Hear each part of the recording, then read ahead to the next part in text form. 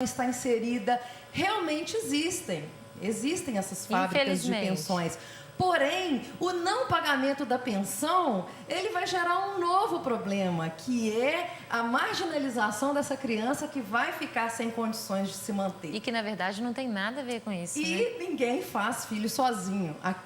O pai que fez o filho, ele deve se responsabilizar pelo seu ato. E tem que arcar, né? E o Fernando Tavares do Talma está dizendo que quer saber se corre o risco de ser preso. Ele deve 4 meses. Ele quer saber se pode trabalhar de dia, dormir em casa e assinar alguma coisa em casa. A doutora já até explicou isso, que a questão até 3 meses, mas está perguntando se ele pode ser preso, doutora. Olha, se a genitora do filho entrar com a ação de execução, ela vai pedir, por já ter 4 meses, ela pede capitulado no artigo 732. Então, esse 1 mês que ultrapassou, não. Porém, a gente pode fazer no corpo da ação, nos pedidos, caso o juiz, o magistrado, entenda que deve haver a prisão pelos 3 meses anteriores, aí sim, se for do entendimento do magistrado, ele pode ser preso. Mas tem que haver uma execução de alimentos. Então, uma opção para ele seria tentar negociar com a mãe da criança para não chegar... A melhor forma é, antes de receber essa execução, ele já sabendo desse débito dele, que já não deve estar num valor muito pequeno, ir diretamente com a mãe ou até o advogado da mãe e tentar fazer um acordo extrajudicial. Doutora, agora a gente vê muitos casos e que o pai para de pagar e a mãe restringe a convivência do pai com o filho. Juridicamente falando, como que fica essa situação? A gente tem que levar em consideração que esse fato de convivência e pensão alimentícia são 2 institutos totalmente independentes. A convivência nada tem a ver com o pagamento, o adimplemento ou não da pensão. Muito pelo contrário, eu entendo que aquele pai que é proibido de conviver com seu filho, ele vê ainda menos motivos para poder estar pagando essa pensão em dia.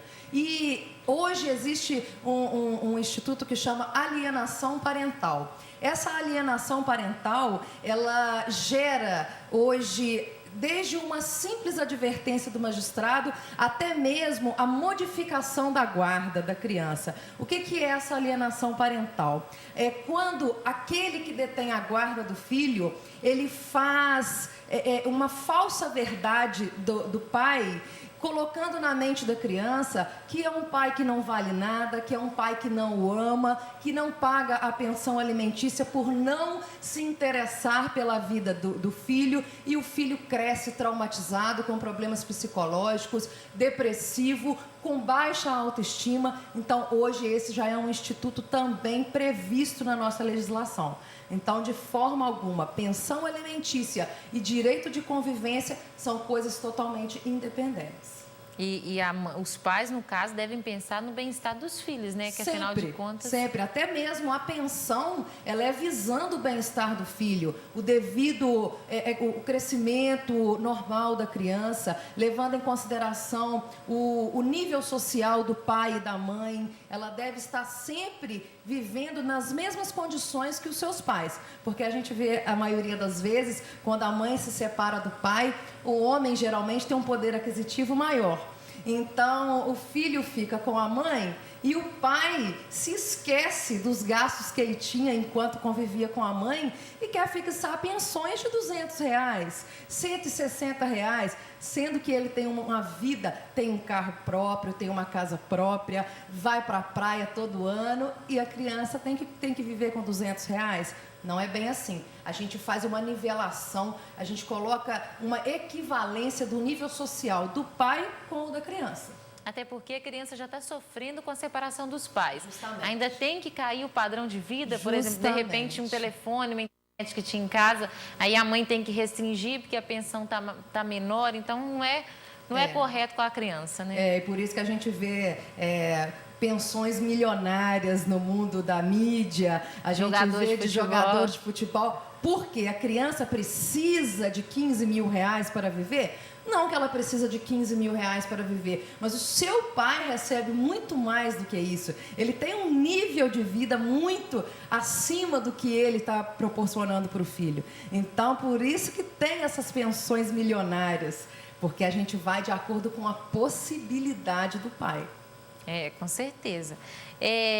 Outra pergunta aqui, doutora, se a pessoa fizer o pagamento parcial, no caso do exemplo da participação do telespectador em casa, ele deve 4 meses. Se ele fizer o pagamento parcial, ou seja, da parte do valor executado, a prisão pode ser suspensa? Não. Esse também é um entendimento doutrinário, jurisprudencial, aonde mostra que o pagamento parcial da dívida, ela não gera a suspensão da prisão, do mandato de prisão. Isso quando a prisão já está decretada e o pai faz esse pagamento pela metade, faltando aí R$200, isso gera prisão? Gera a prisão, porque o que está sendo cobrado é uma dívida líquida, certa e determinada. É aquele valor que está sendo cobrado e não o que o pai acha que ele deve pagar. Então, não suspende a prisão. Uhum. Doutor, outra pergunta aqui, são muitas as dúvidas em relação a esse assunto.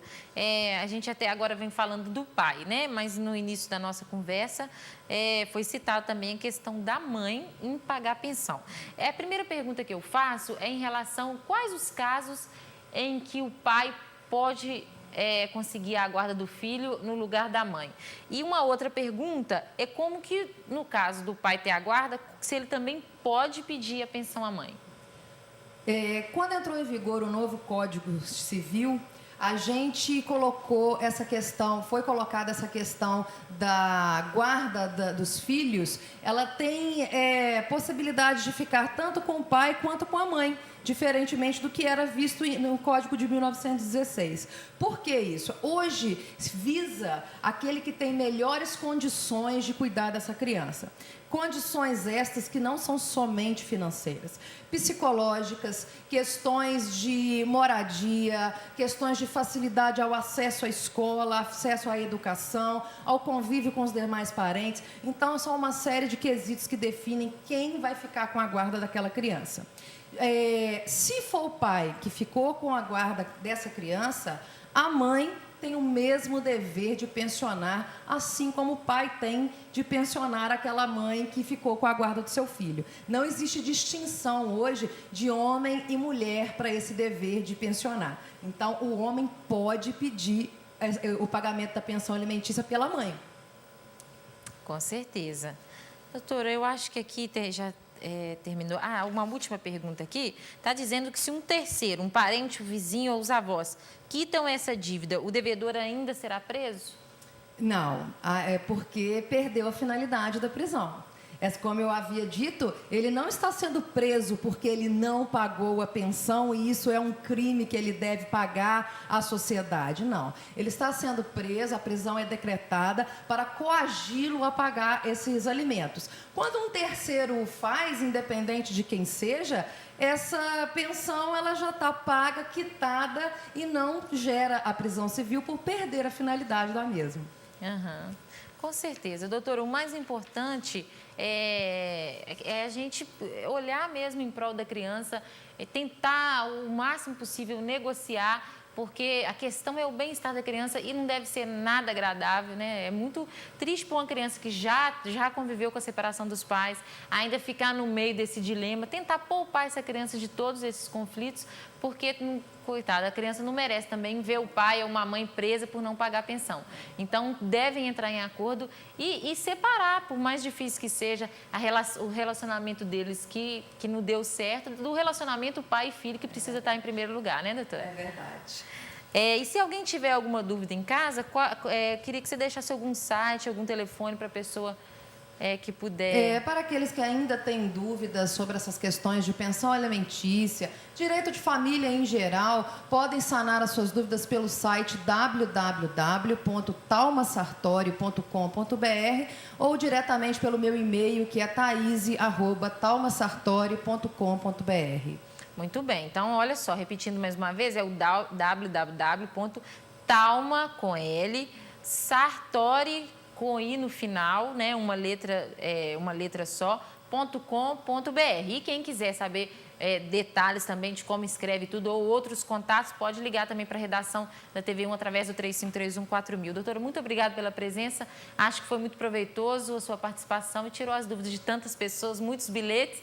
Não deu para ler tudo, mas é um assunto que pode render outras participações aqui. Obrigada a vocês, tá? O programa vai para um breve apoio cultural. No próximo bloco, o sorteio para você que ligou e participou. Não saia daí, eu volto já.